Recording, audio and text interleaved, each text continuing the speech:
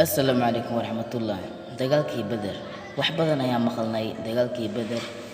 سيرة يا كم مخلناي محاضرين مخال كمان تحنو سمي إن سكوا من أوجه هذلو دجالكي بدر أما خصود بدر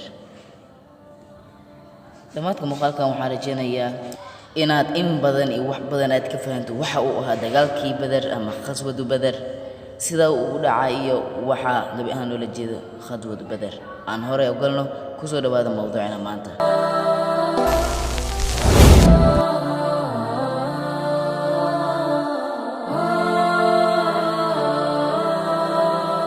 dagaalkii badar wuxuu ahaa dagaal muslimiinta dhex maray ee uu hogaaminayay rasuulka sallallahu alayhi wasallam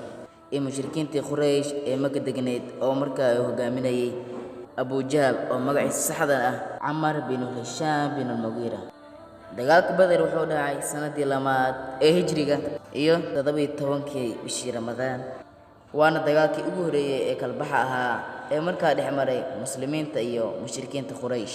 صوب تخصوة بدر أما دجالك بدر لوج بهي يا هيت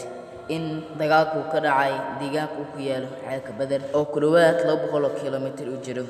مغالد مدينة المنورة magacyo badan ayaa loo yaqaan dagaalkii badar sida badarul kubra yawmul furqaan badarul khitaab sidaan hore u soo sheegnay dagaalku wuxuu dhacay sanadii lamaad ee hijriyada wuxuu dhacay 2 sano kadib hijradii nabiga naxariis nabadgelyo korkiisa ahaatee iyo saxaabadiisa sababta keentay inuu dhaco dagaalka badar muhaajiriinta hantidii lahaayeen waxaa lagu soo reebtay Makka waxaan ugu reebtay Quraysh si khasab ah rasuulka naxariis nabadgelyo korkiisa ahaatee asagoo Makka jooga ayaa waxa uu maqlay in kolaygaadii safar Quraysh leedahay ka soo baxday Makka kuna sii jeeda dhulka Shaam si loo soo celiyo xoolaha iyo hantida muslimiinta rasuulkii qaar ka mid ah saxaabadiisa ayaa baxay laakiin kolayda waxa hogaaminaya Abu Sufyaan wuuna cararay wada kalena uu ka baxay haddaba rasuulku wuxuu go'aansaday in la sugo kolayda marka ay ka soo laabato dhulka Shaam Abu Sufyaan markuu ka soo laabtay dhulka Shaam ayuu Quraysh khayladaan u dirsaday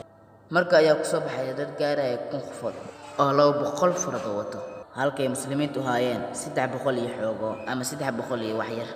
keliyana loo faras wato kuma ayna talagalin inay galaan dagaal weyn muslimiintu waxay degeen caalka badar taasoo ah meel aad u muhiim u ah rasuulka naxariis nabadgelyo korkiisa ahaatee ragiis ayuu diyaariyay safkoodan simay waxaana foodis galiyay ragii kala socday labada dhinac oo waxa halka ku bilowday dagaalkii ugu dambeyn ilaahay wuxuu guushii raacsiiyay rasuulkiisa iyo saxaabadii la socday guud ahaan muslimiinta dhan waxaan halka lagu leeyahay kufaar Quraysh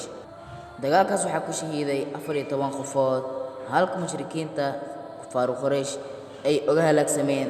70 qofood in badan ay soo galeen gacantii nabiga naxariis nabadgelyo korkiisa ahaateen waxa xusid mudan dagaalkaas waxa ku halaagsamay kaafirkii weynaa ee Abu Jahl oo markaa ahaa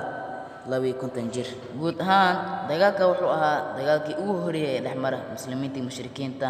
waxa uu dhacay 17 Ramadaan sanadkii labaad ee hijriyada miilaadi ahaana 624 miilaadi